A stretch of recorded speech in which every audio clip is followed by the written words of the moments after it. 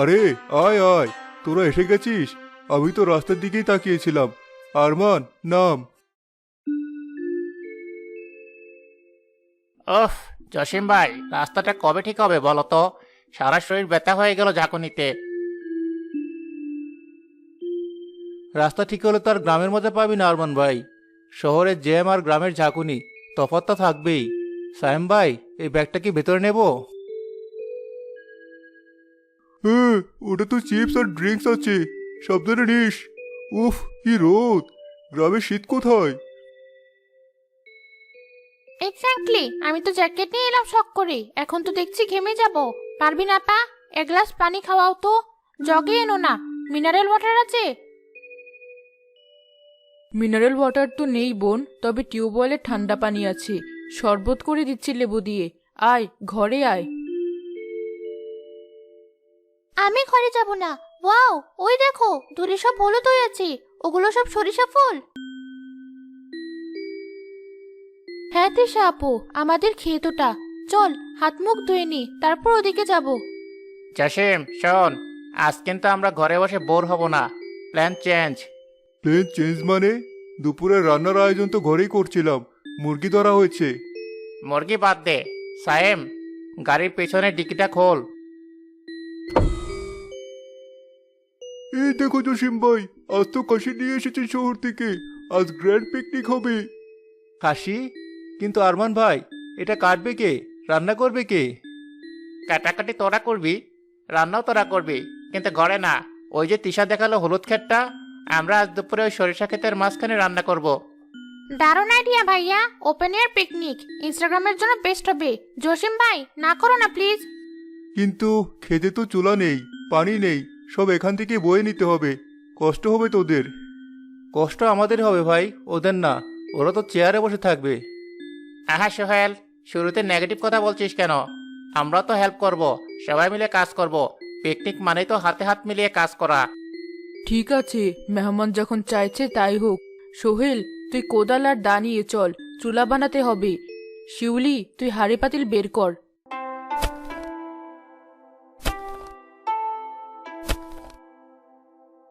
সায়েম ভাই, ওই ইটগুলো একটু এগিয়ে দাও তো।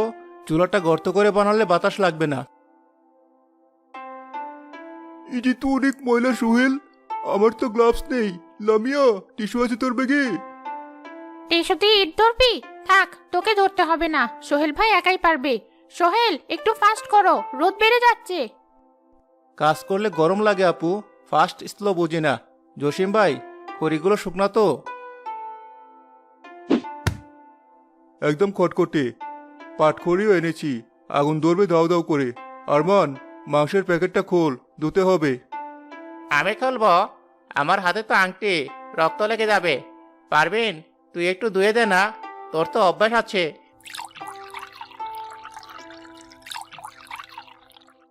দিচ্ছি ভাই, কিন্তু মাংস তো অনেক, একা ধুতে সময় লাগবে। শিউলি, তুই এসে একটু হাত লাগা। আসছি আপা। তিশা আপু, তুমি একটু রসুনগুলো ছিলে দাও না, আমরা মাংসটা ধুই।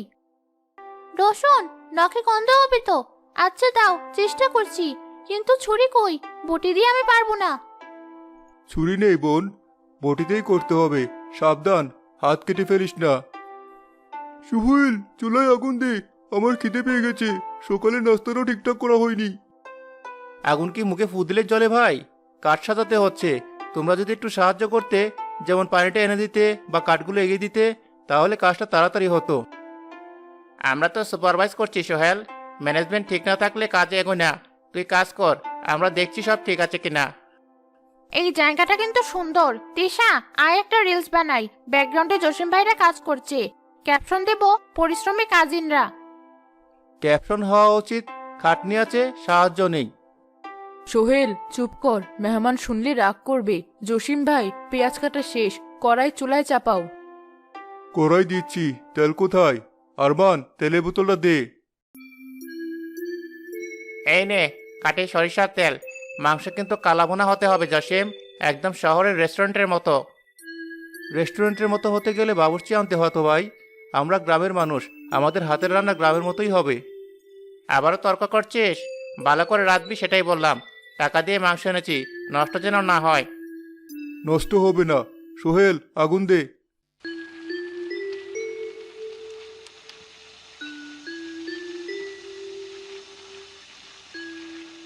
উফ, কি ঝাঁজ!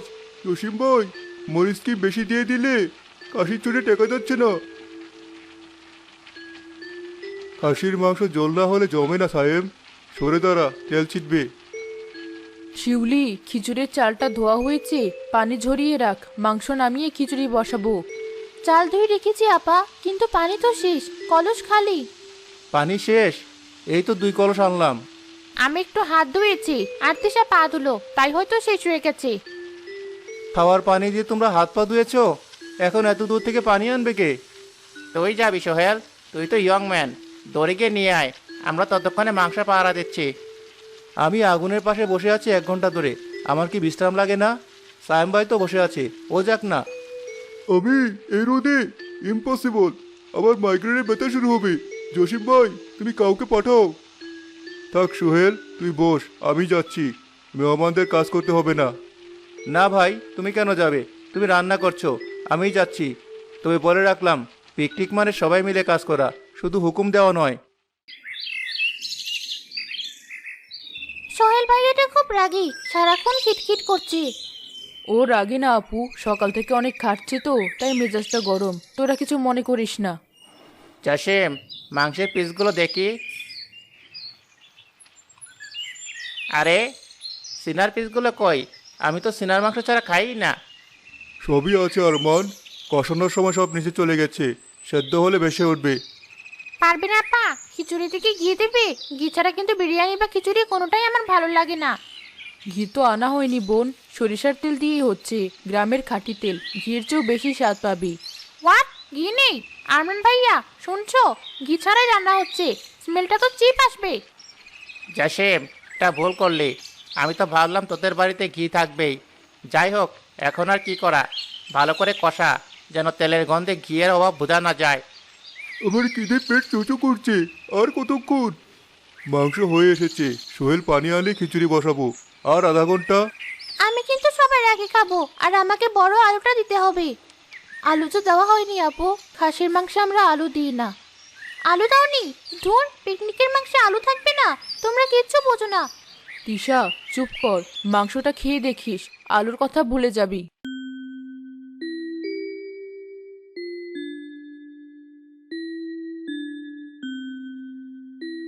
সবাই আল্লাহর নাম নিয়ে শুরু কর, গরম গরম খা। মাংস আমি দিচ্ছি, কে কোনটা খাবি বল।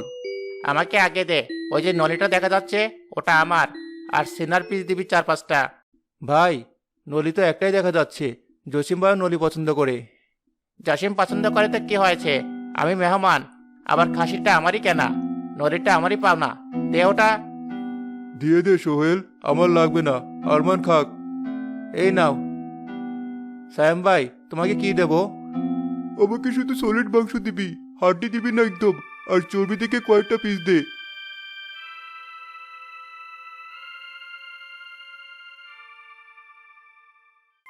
এই সোহেল, আমাকে এত ছোট পিস দিলি কেন? আরমান ভাইয়াকে তো বড় বড় পিস দিলি, পার্সিয়ালিটি করছিস? আপু, গামলায় যেমন উঠছে তেমনই দিচ্ছি, আমি তো বেছে বেছে দিচ্ছি না। না, তুই চেঞ্জ করে দে, ওই যে বড় পিসটা ওটা দে। ওই পিসটা পারবিন আপার জন্য রেখেছিলাম, আবার সকাল থেকে কিছু খাইনি। পারবি না পার জন্য রেখেছিস মানে? আমরা মেহমানরা আগে খাবো, তারপর তোরা, এটাই তো নিয়ম। দে ওটা আমাকে। দিয়ে দে সোহেল, আমি ছোট পিস দিয়েই খাবো, লামিয়া কষ্ট পাবে কেন? আপা, তুমিও না, সকাল থেকে গাদার মতো খাটছো, আর খাওয়ার সময় স্যাক্রিফাইস করছো। ওরা তো একবার বলছে না যে তোরা বস, একসাথে খাই। সোহেল, তুই কিন্তু লিমিট ক্রস করছিস। আমরা কি তোদের খেতে বারণ করেছি? আমরা বলছি ভালো পিসগুলো আমাদের দিতে, আমরা শহর থেকে এসেছি, এসব দেশি খাসি সচরাচর পাই না। তোরা তো গ্রামেই থাকিস, রোজই খেতে পারিস। রোজ খাই? আরমান ভাই, আমরা মাসে একবার মাংস চোখে দেখি কি না সন্দেহ, আর তোমরা বলছো আমরা রোজ খাই? ওহো, এখন কি দারিদ্রের লেকচার শুনতে হবে? খেতে বসেছি, শান্তিতে খেতে দে। মাংসের ঝোলটা দে তো জসিম। এই মাংস তো চিবানো যাচ্ছে না, রাবার হয়ে আছে। জসিম ভাই, তোমরা কি বুড়ো খাসি কিনেছিলে? তিশা, খাসি তো আরমানি কিনলো, আমরা তো শুধু রাঁধলাম। রাঁধতে পারিসনি সেটা বল, ঠিক মতো সেদ্ধ করিসনি। এত টাকা দিয়ে খাসি কিনলাম, সব নষ্ট। আরমান ভাই, মাটির চুলায় এর চেয়ে ভালো সেদ্ধ হয় না। আমরা তো সাধ্যমতো চেষ্টা করেছি। চেষ্টা দিয়ে পেট ভরে না পারবেন, টেস্ট দিয়ে ভরে। মশলাটাও কেমন যেন হয়েছে, লবণের ব্যালেন্স নেই। আরমান ভাই, অনেকক্ষণ ধরে সহ্য করছি। রান্নার সময় সাহায্য করবে না, পানি আনবে না, আগুনের কাছে আসবে না, এখন প্লেটে খাবার নিয়ে খুদ ধরছো। করতে পারবো না? খারাপ হলে খারাপ বলবো না? খারাপ হয়েছে কে বললো? আমরা তো খেয়ে দেখলাম, অমৃত হয়েছে। তোমাদের জিভে সমস্যা নাকি মনে সমস্যা? এই ছেলে, তুই বড়দের মুখে মুখে তর্ক করছিস? তোর সাহস তো কম না। সাহস দেখাচ্ছি না ভাই, সত্য কথা বলছি। তোমরা এসেছো আনন্দ করতে, কিন্তু আচরণ করছো জমিদারের মতো। আমরা কি তোমাদের চাকর? জসিম ভাই, তুমি সোহেলকে থামাচ্ছ না কেন? ও আমাদের ইনসাল্ট করছে। সোহেল, চুপ কর। মেহমান নারাজ হলে অমঙ্গল হয়। বসে খা। আমি খাবো না। যে খাবারের সম্মান নেই সেই খাবার আমার গলায় আটকাবে। তোমরা মাংসের ভাগ নিয়ে কাড়াকাড়ি করছো, অথচ একবারও আমাদের ডাকলে না। আমি এই পিকনিকে নেই।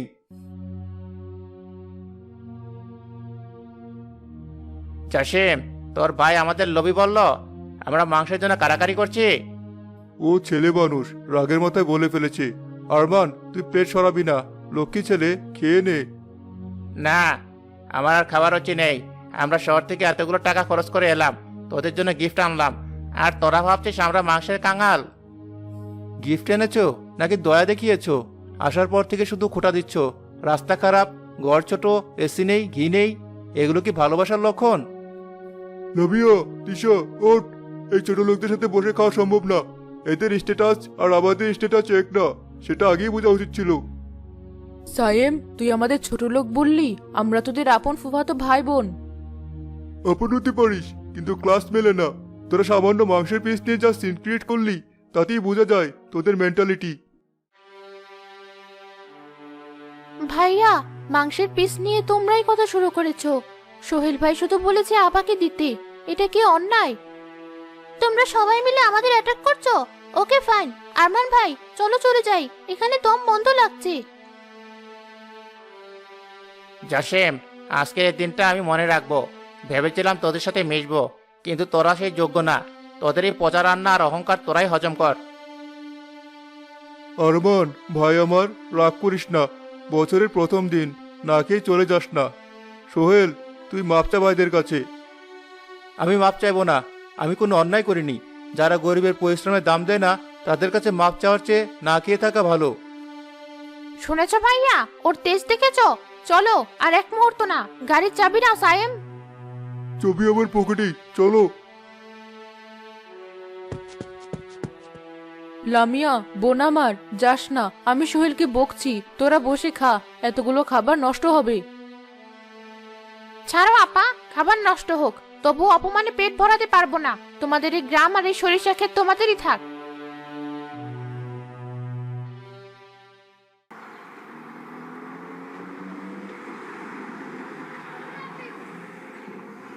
গাড়িটা গ্রামের মেঠো পথ ধরে এগোচ্ছে। ভেতরে পিনপতন নীরবতা, কিন্তু কারো মনে শান্তি নেই। আরমান ভাইয়া, আমরা কি কাজটা ঠিক করলাম? চেপ কর তিশা, মুড অফ করবি না। আরমান ভাই, মুড অফ হওয়ার মতোই কাজ করেছি। এই দেখো, সকালে একটা ভিডিও করেছিলাম।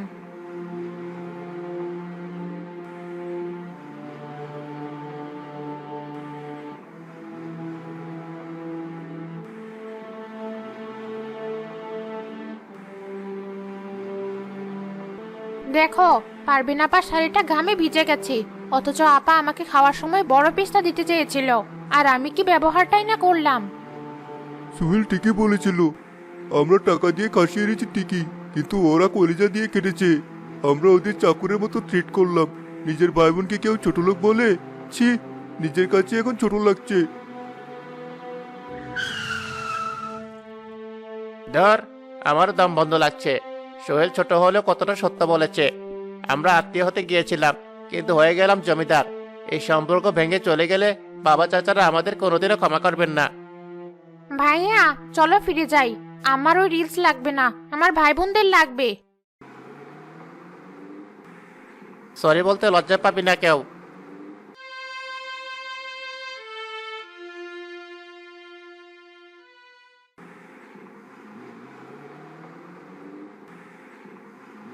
ভাইয়া ওই দেখো গাড়ি ফিরে এসেছে। ফিরে এলো কেন? আবার কি কিছু ফেলে গেছে?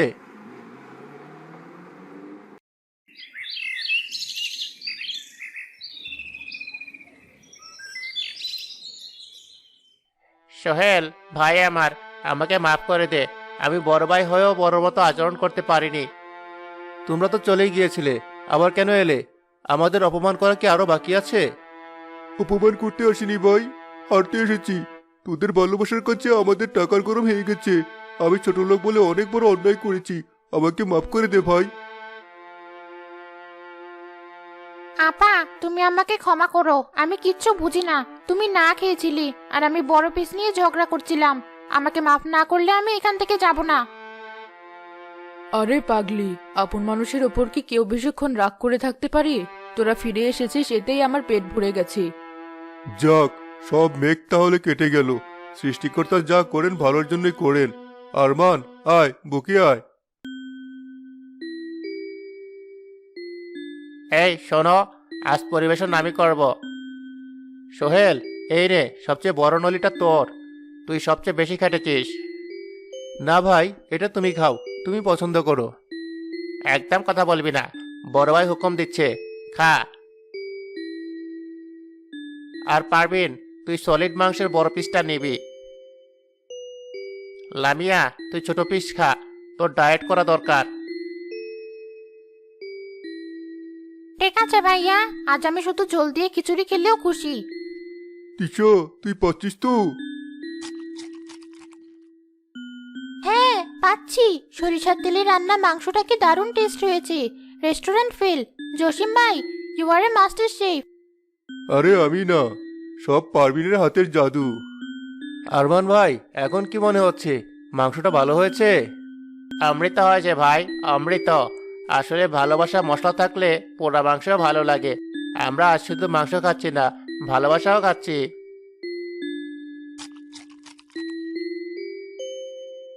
সবাই তাকাও, একটা সেলফি হবে।